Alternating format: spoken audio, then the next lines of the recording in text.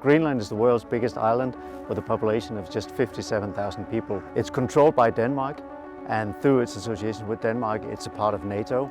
Greenland was a Danish colony from 1721 until 1953, when it formally became part of Denmark. So in 1979, it got its own parliament, and in 2009, it got so-called self-rule, which allows it the right to declare independence through a vote if it wants to.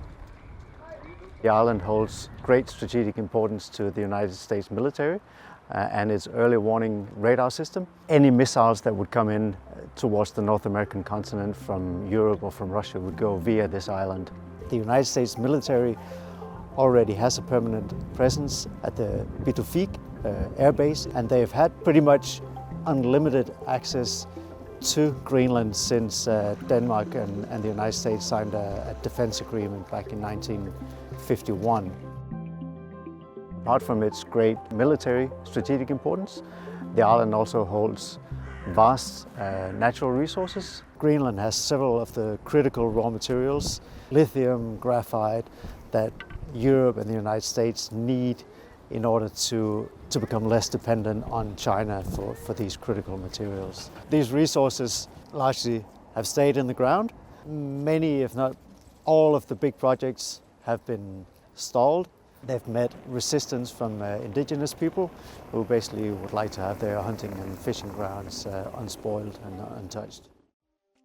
Greenland has many ties to Denmark, both family ties and cultural ties, but the people of Greenland have also been moving away from Denmark over the last decade or so. More and more details have emerged about misconduct by Danish authorities of the Greenlandic people.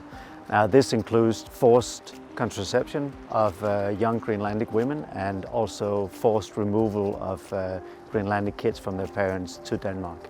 Polls show that the people of Greenland do want independence, but they also show that people realize that the economy is too fragile, it's too dependent on annual grants from Denmark, it's too dependent on the fisheries industry, and people know that independence or Greenland as an independent state will not be economically sustainable.